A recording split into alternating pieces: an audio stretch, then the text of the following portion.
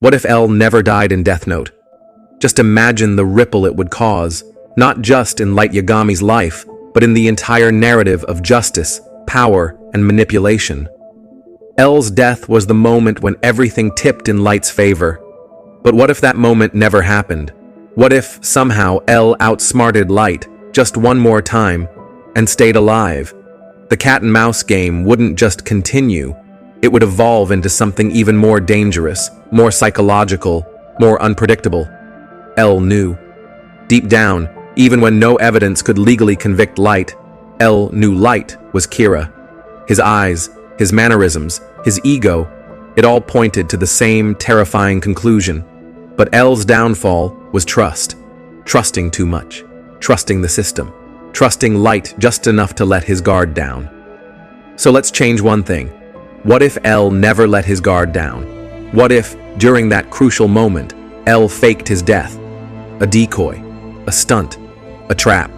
Because let's face it, L is not the kind of man who'd go down without a backup plan. He's a genius, and geniuses think 10 steps ahead. Now imagine this. L is in hiding, watching, silent, observing Light from the shadows while Light believes he's already won. And that's the beauty of it. Light's arrogance grows.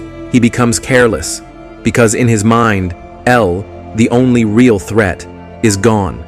But L isn't dead.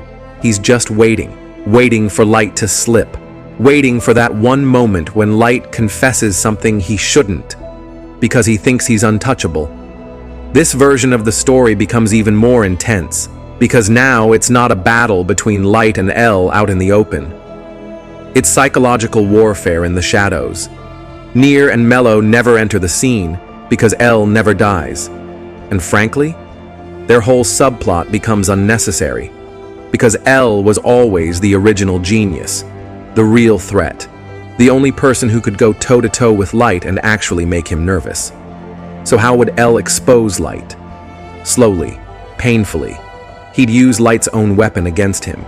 Maybe he figures out how the Death Note works. Maybe he even gets his hands on a piece of it. Maybe he fakes being Kira himself to confuse the task force. Imagine the paranoia. Light thinks someone else has the notebook. He starts doubting himself, fearing someone smarter than him might be pulling strings. And that's where L steps in, not with handcuffs or accusations, but with absolute irrefutable proof. But here's the twist. L doesn't arrest Light immediately. He wants Light to feel it. He wants him to know what it's like to lose. He mirrors Light's own God complex back at him. Cold, calculated, poetic justice. Maybe L lets Light fall into isolation, makes the task force turn against him. Or maybe he sets up a final showdown. No handcuffs, no rules, just minds against minds. Truth against delusion. Justice versus corrupted justice. And when the world watches, the truth comes out. Light Yagami, Kira, is exposed. Not as a god, but as a boy with a notebook and a broken moral compass. A child who tried to reshape the world through fear and manipulation. And L? He doesn't just win the game, he ends it, with one final genius move.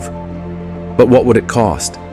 L surviving means we never see the tragedy of Nier and Mello's ambition. We never see Light's total descent into madness the way it happens in canon. But we do see a better ending, one that feels earned. A true final move between two titans. One where the world's greatest detective proves that no matter how clever evil is, justice, true justice, can still win if it refuses to die.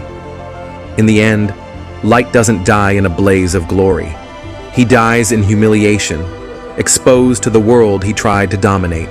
And L? He doesn't smile. He just watches. Because for L, it was never about glory or revenge. It was about truth, about balance, about making sure the world never bows to fear again. So, what if L never died? The world would still be dark, but it wouldn't be blind.